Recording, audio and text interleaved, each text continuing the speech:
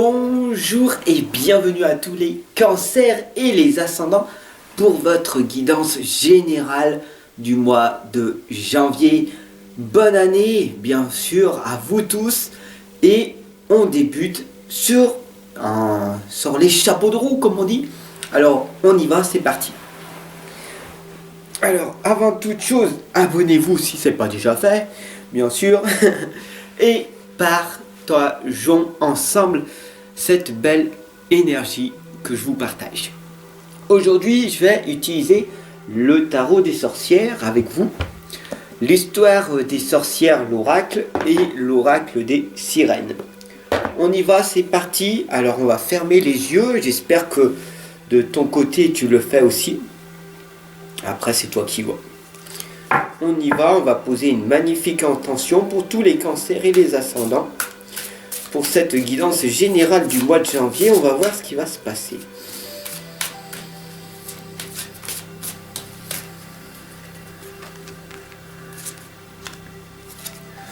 Alors reste jusqu'à la fin, tu vas voir. C'est extrêmement important pour que tu puisses ressentir cette magnifique énergie que je t'envoie. Wow. Déjà on a la première lame qui t'envoie sur ton propre miroir. Magnifique. Et sur les prisons de l'âme.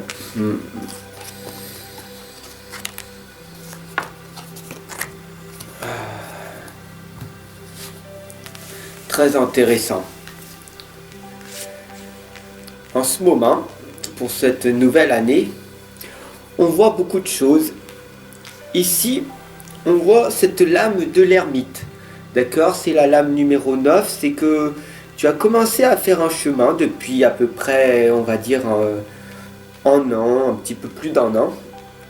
Et les résultats ne sont pas ce que tu attendais. Ils sont en dessous de ce que tu attendais et tu te dis, qu'est-ce que je vais faire? En fin de compte, bon. Est-ce que j'abandonne? Est-ce que je continue? Est-ce que je m'acharne? Est-ce que je charbonne? Qu'est-ce que je vais faire? Et tu es en plein questionnement avec cette lame de l'ermite. Et du coup, il y a le doute qui s'installe. Et donc, du coup, ici, on a la lame des larmes de tristesse et de joie. Le doute s'installe. Tu te regardes dans le miroir et tu te dis, et tu te dévalorises un petit peu parce que tu te compares au succès des autres personnes et tu te dis, je n'ai pas autant de succès que ces personnes-là. Donc, comment cela se fait-il? J'en ai un petit peu marre de cette situation dans laquelle je suis et j'aimerais tellement que ça évolue. Et c'est tout à fait en ton honneur. Hein. C'est ce qu'on appelle les prisons de l'âme. Et ce que tu voudrais, tout simplement, c'est un sauvetage, une libération de tes propres chaînes. Un sauvetage de l'âme, c'est tout simplement une reconnaissance du monde extérieur pour tes propres valeurs, pour tout ce que tu partages au quotidien, pour tout ce que tu fais. Et c'est ça que tu aimerais. Et pourtant, les choses n'arrivent pas. Tu as tellement semé et tu sèmes encore les graines et tu ne vois pas encore les fruits, les récoltes. Alors, à un moment donné, dans ton voyage de toute l'année dernière, l'Imrama te l'indique. C'est le voyage de l'âme, la traversée des eaux. C'est le voyage en soi qui, pour toi, est difficile, est incompréhensible. Beaucoup de personnes ne croient pas en toi. Beaucoup de personnes ne voient pas ce que tu veux faire, ce que tu veux accomplir. Et donc, du coup, ce qui va se passer, eh bien, tout simplement, c'est que tu vas être avec toi-même. Et à ce moment-là, deux possibilités.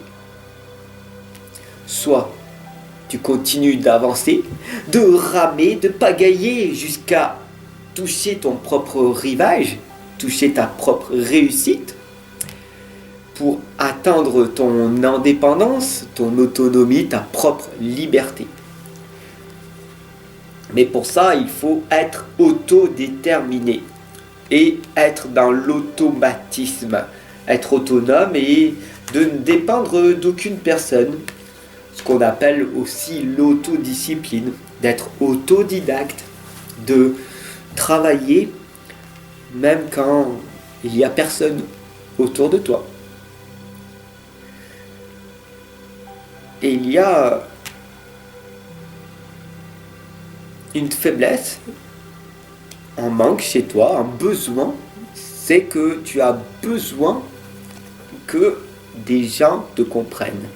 La guérison du cœur, ce n'est pas d'aller voir une personne pour te guérir. La guérison du cœur, c'est de te guérir par toi-même. Tu n'as pas besoin de quelqu'un qui, pour te rassurer. D'accord ? Tu as besoin d'être guidé, d'être accompagné. Oui, oui. Moi, je suis là pour t'accompagner, pour te guider, pour t'épauler, pour t'expliquer comment il faut faire pour rebondir après ces galères que tu as vécues. Oui. Mais en fin de compte, pour cette nouvelle année, pour ce mois de janvier, ce qui ressort, c'est la dame d'épée. Avec sa robe bleue, couleur bleue, la communication et son épée qu'elle brandit. Tout simplement, cette lame, elle t'explique quoi ? Que tu as les capacités, que tu mérites, toi aussi, de réussir à entreprendre ta vie. Les gens peuvent te critiquer, peuvent te juger, peuvent te condamner, peuvent même te rejeter en permanence et dire bla bla bla. Mais si toi, tu connais ta propre valeur, de quoi as-tu peur ? Tu n'as pas besoin d'avoir peur. Et d'ailleurs, ici, le 4 de bâton te l'indique très clairement.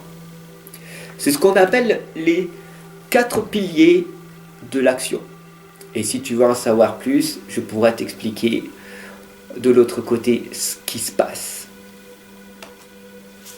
Les 4 piliers de l'action, c'est l'amour de soi, l'estime de soi, la confiance en soi et ta propre définition